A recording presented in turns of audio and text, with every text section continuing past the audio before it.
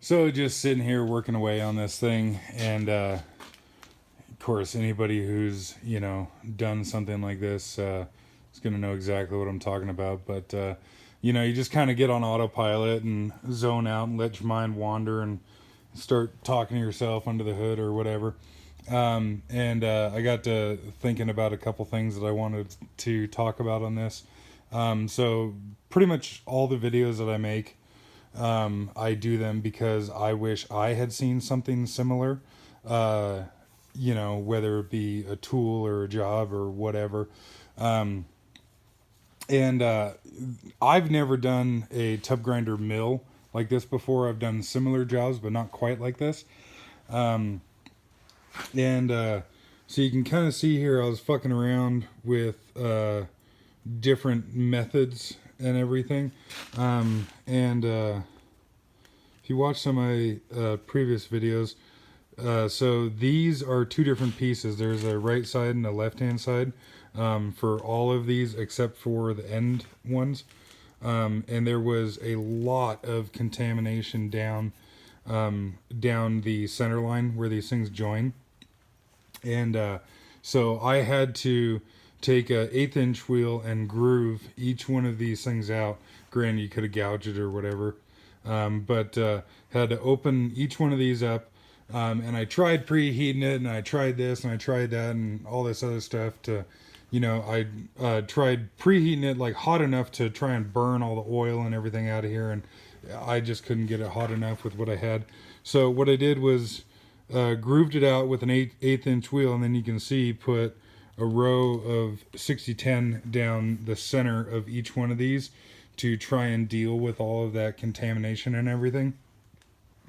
And then to build it up, I tried a couple different things. I was running 7018 stringers, and like that works.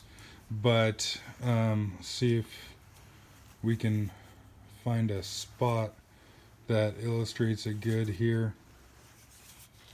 So like right there, of course, in a spot like this, you pretty much need to run stringers to build that up level. But if I could do this over again, I would focus on getting these level and then building them up. And the best luck I've had so far with that is weaving with 7018.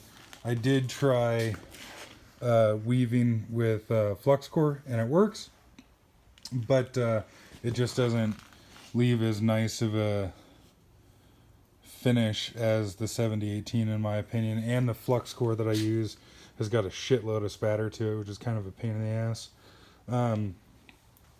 And so yeah, I was just working away on this on autopilot, and I got to thinking about it. So I like to wear earplugs pretty much all the time that I'm working on something.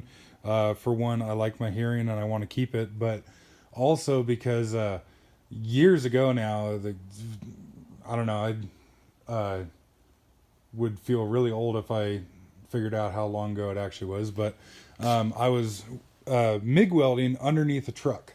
And I was lying sideways to where one of my ears was facing, straight up, and I wasn't wearing earplugs. And I was welding on this like dirty, grimy old piece of exhaust or some shit like that. I don't remember exactly what it was.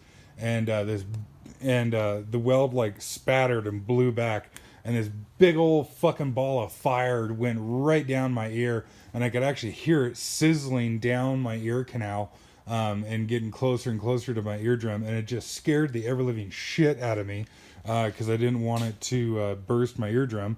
And so, of course, my first reaction was to try and get turned over, like 180 degrees, to try and let gravity, try and get that piece of fire back out of there. And of course, naturally in the process, fucking ping ponged my head off just about every cross member underneath that truck in the process of doing that. But it did work. Had a headache, and my ear fucking felt like shit for a couple days. But yeah, so ever since that, even if I'm TIG welding flat on a flat on a table or whatever, even if I'm TIG welding, I still always, always, always wear earplugs. And if anybody else has done that, I think you could probably attest that that is a mistake that you only make once.